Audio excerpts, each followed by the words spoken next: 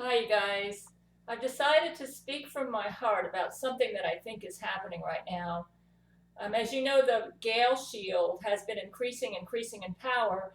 And in the mornings, when I go outside and look through my windows, I can see that Zach Knight is just launching an avalanche of Nukaki. He's been doing this ever since the Gale Shield's been increasing in power. Apparently, even though the shield is expanding, and I believe it may have covered the whole Earth by now, uh, Zach Knight is able to get through some layers in the shield, and he gets close enough so that I can see his Nukaki clouds. And they've been every day, 24/7. That evil man is just deluging my area with Nukaki. And when he realizes that the shield is protecting the Nukaki from hitting the ground, but it's able to penetrate through the layers of the shield and get close enough to me so that I can see the Nukaki. I believe he's putting yeast toxin, the super yeast toxin, in that Nukaki because he knows I'm allergic to it. And also, even though I've been obeying Jesus and going to bed around midnight and 1, which is better than what I used to do, which was like 5 or 6 in the morning, I'm still I'm awakened several times during the night because of nightmares. And it's not like I'm extra stressed out or anything. I can tell that the nightmares are being induced by something from the outside. I believe it may be something he's putting in these Nukaki. He's trying to attack my sleep, and he's trying to attack my health. And if it wasn't for this Gale Shield, which Jesus Christ is responsible for, I and all of Melbourne, Florida, where I live, would probably all be dead. You know, the Jesuit order is a very evil organization. And I hear that right now, Zach Knight has come to the conclusion, he and Satan, Zach Knight is Satan's right-hand man, he and Satan have come to the conclusion that the Gale Shield is evil and it needs to stop. And if not, and that's because a lot of Jesuits have been executed because of this Gale Shield. And if not, then I need to go. And I believe, and I believe there's a court case going on right now, and I think they've already argued their case in regular court, and the Jesuits lost. So the Jesuits have appealed it to the Supreme Court, and I believe they lost their case with the Supreme Court, and now they're appealing it to the United Nations. They're saying we will be extinguished if that Gale Shield is not destroyed. And my men are saying we don't have anything to do with the Gale Shield. It's Jesus Christ who created the Gale Shield. The only way you can destroy the Gale Shield is you would have to kill Gale. And so the Jesuits are saying that needs to happen. That's what I hear in court. And all I can say is the Jesuits are saying we have the right to live, and that shield is evil, and it's killing us off, and if we don't stop it, it's going to kill us all off. Actually, from what I understand, or what I'm hearing brain to brain, is the Gale Shield is very selective, and it only kills off evil Jesuits. In other words, if it can read their minds and emotions, and if it determines that the Jesuits are willing to not assist Zach Knight in his goal for a worldwide takeover, and actually, he and Rule 13 actually kind of worship Adolf Hitler. Yeah, they do. Now, I'm not, Rule 13 loves Zach Knight, and I respect her for that, but I do not respect that she worships Adolf Hitler. And that's the problem with the Jesuits. The Jesuits are claiming they are a righteous organization, but how can they be righteous when Zach Knight is Satan's right-hand man? Are you saying that Satan is righteous? Huh? And to say that the Gale Shield is evil, that means you're saying Jesus Christ is evil. Saying that I need to go so that that Gale Shield will go. I mean, at my YouTube channel, I believe a Jesuit lawyer, the Jesuits are getting desperate. They want this Gale Shield to go down. So I believe they actually had one of their Jesuit lawyers try to comment underneath my video about Sarah Avery, the behemoth, and how Jesuits created Sarah Avery, okay? She's a clone. They created her. They deliberately designed her to be overweight, extremely. She's a behemoth. she's so large that she has to poop into a volcano, and that is not a joke. This is literally correct. But anyways, this YouTube commenter came on my YouTube channel, and he said, I've spoken with the real Brent Spiner, and he says that I can't remember every little detail, saying he doesn't like you. And I said, first of all, how do I know you're telling the truth? And I've contacted with him, and he doesn't like you. And I said, well, and he doesn't support you, and he doesn't love you, and he dislikes you. And let me tell you what's going on right now with my poor Brent Spiner.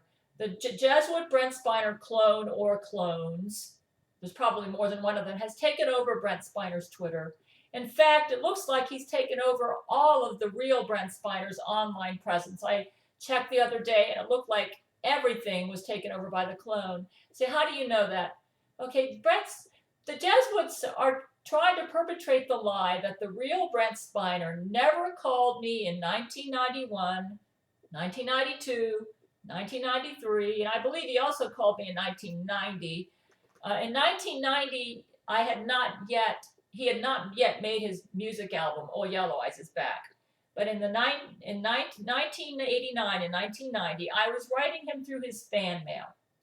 And at that time, I was married, a very devout Christian. I'm still a devout Christian. And I was just sharing my life with him. When I watched his portrayal of Data on Star Trek The Next Generation, I've never been a Star Trek fan, but I basically started watching Star Trek after watching Anne of Green Gables because I fell in love with Gilbert Blythe. And I thought, oh, I'd love to have a husband like that, intelligent, deep, mature, balanced, and Anne of Green Gables only lasted for so long, and I wanted a Gilbert Blythe. So I started watching Star Trek The Next Generation. I said, I want to watch some show every week who's got a character in it who reminds me of Gilbert Blythe. And you know who it was? It was Brent Spiner's Data. I said, there's my Gilbert Blythe. So I started watching him. And then when I saw him in the episode Pen Pals, that's when I decided I had to write him. He saved a little girl from a dying planet, and the expression on his face showed such depth, such altruism, such generosity, such bigness of heart, such a concern for the welfare of this little girl and his pen pal. I said, oh, I think that's what he's really like. So I wrote him and told him how I admired his portrayal in Pen Pals. And I wasn't even sure if he was reading my mail. I didn't know anything about Star Trek fan clubs or anything. I went to the local library and looked up the address for Paramount Studios and wrote there. And then Richard Arnold wrote me back.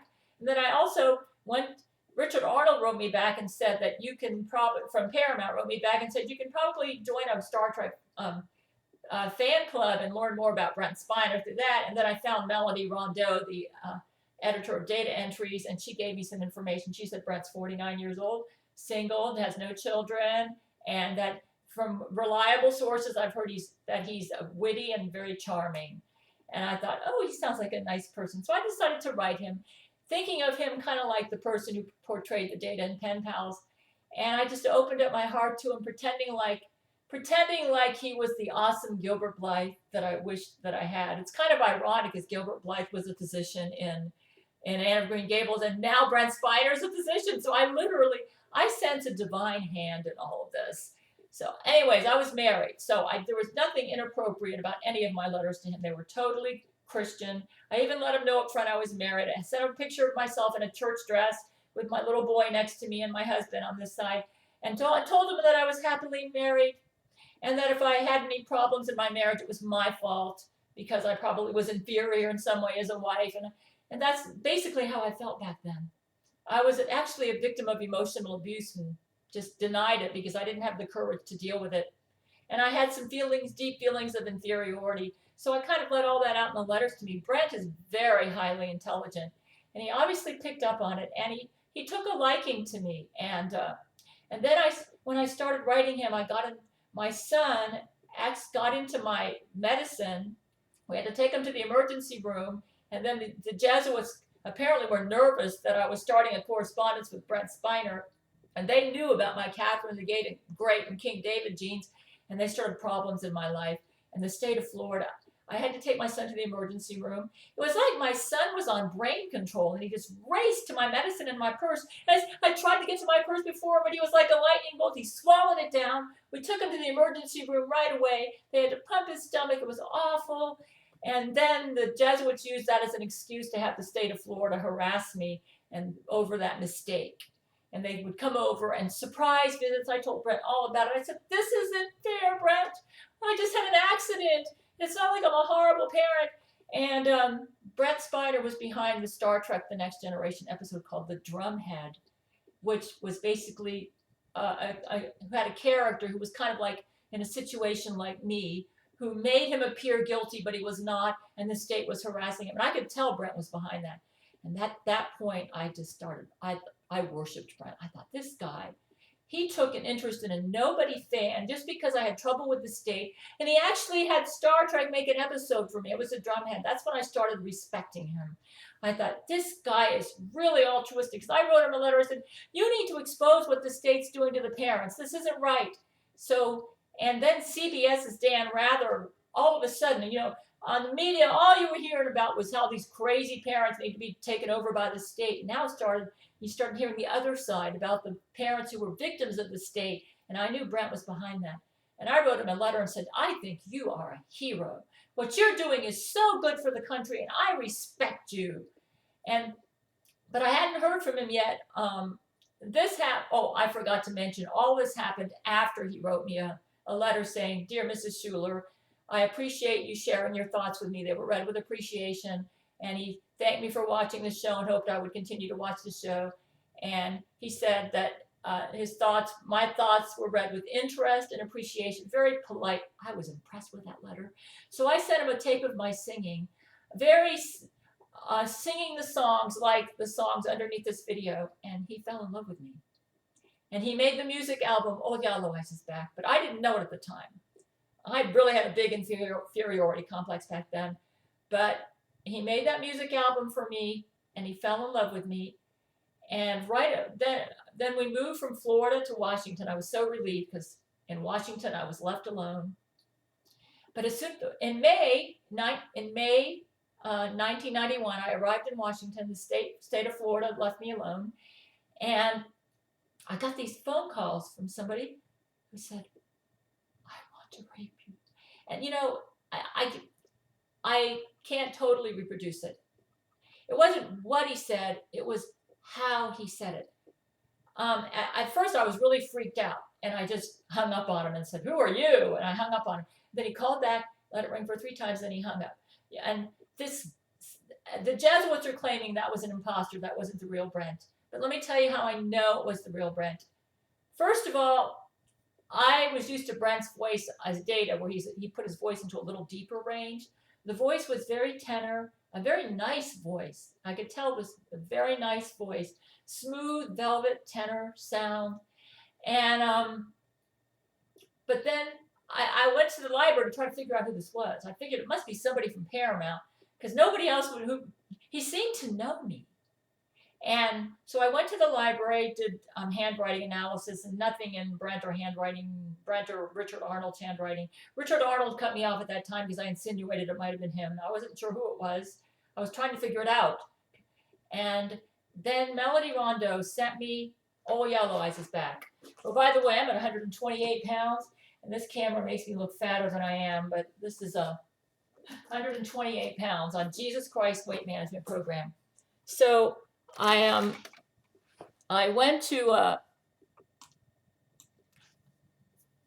when I listened to Oh Yellow Eyes Is Back, when Melody Rondeau sent me the music, I figured out it was Brent Spiner.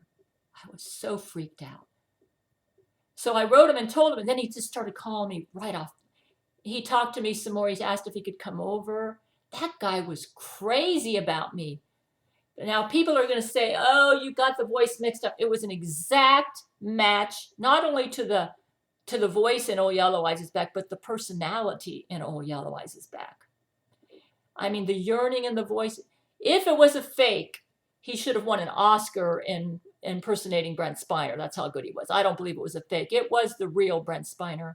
And you can do mind reads on me going back then. It was the real Brent Spiner. I have no doubt at all. And I have the highest IQ of any woman on the planet.